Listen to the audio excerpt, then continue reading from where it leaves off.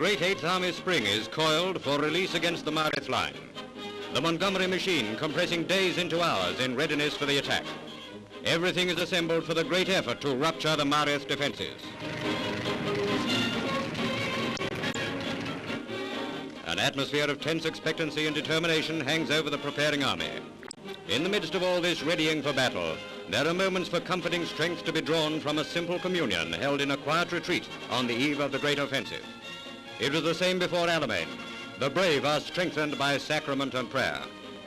Moving with the veteran army are our newsreel and service cameramen, picturing the scenes created by this further exhibition of brilliance on the part of the most outstanding army in history.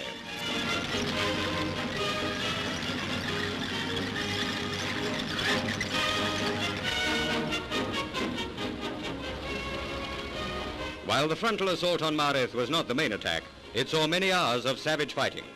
Here are men who stormed the blockhouses and hills of Māreth and by sheer courage shattered the barrier which lay before them.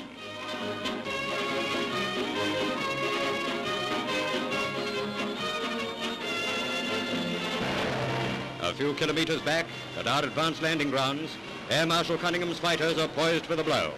The destruction inflicted here on Axis troops by our aircraft has never before been equaled in battle, and that's official.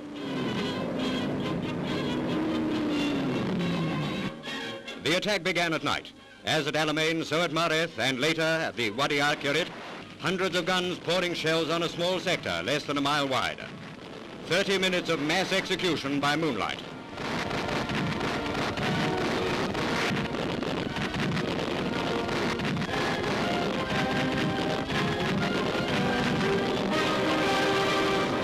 Working at high speed, the engineers set about removing obstacles in the path of our advance. The bank of a wadi is flattened out with dynamite.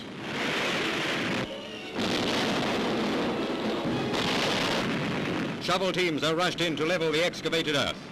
Down that slope, our tanks have got to go. Exposed to enemy fire all the time, fresh men take over in relays to maintain the pressure. Through that cutting, a column of tanks is thrust. Medium and heavies closing in for an expected armored clash.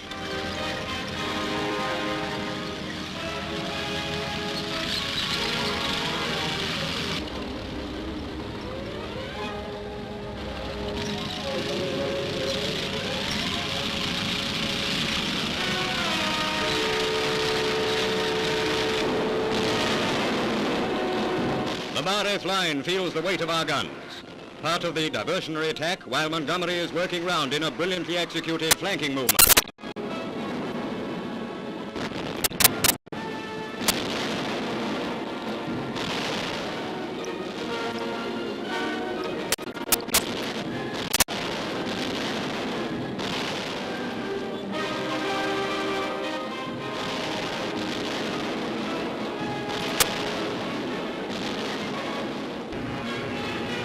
Rommel sends his Ju-88s in a belated attempt to stave off danger from behind the Māreth line. He pays a high price in planes. Too late, he discovers himself in a precarious position. The El Hammer thrust has tricked him again.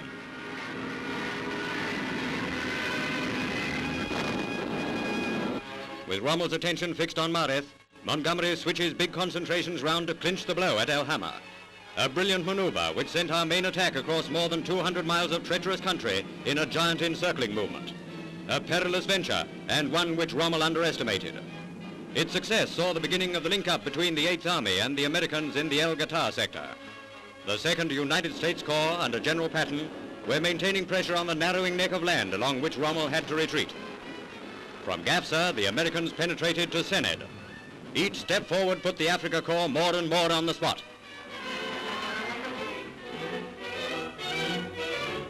Then came the fall of Magnassi, and Rommel's road of retreat northwards became narrower still. Many prisoners were taken as the Americans rose steadily towards the coast. Rommel was beginning to realize that his last stand in Africa was fast approaching. The mounting of terrific air support had a shattering effect on the enemy.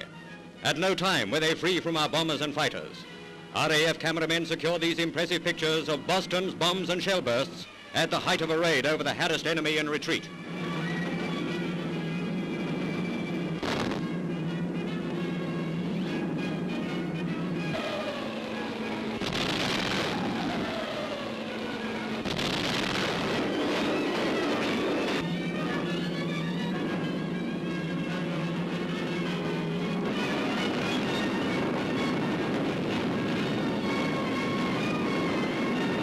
Our story brings us back now to the Māreth line.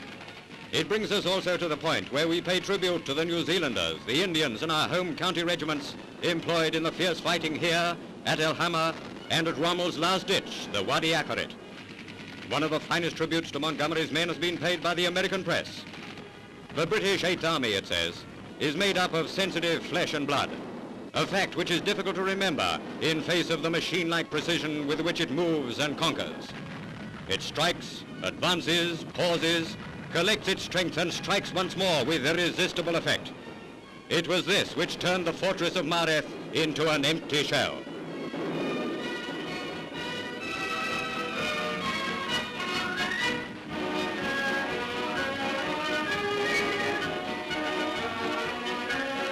A corner of Māreth town with a shell-shattered reminder of its French history, and a staminet where once you could get a drink. A group of wounded wait their turn to be taken to an advanced dressing station. British Tommies and German Nazis. The slaying has halted, and a motley collection of captured Axis troops are sent to join their fellow fanatics in a prisoner of war compound at base. They at least have escaped the great eclipse.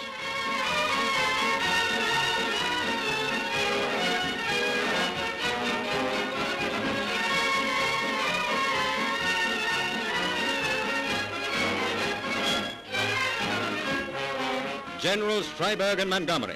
They have captured and held the admiration and affection of us all. A great man among great men, Monty and some of his family of conquerors.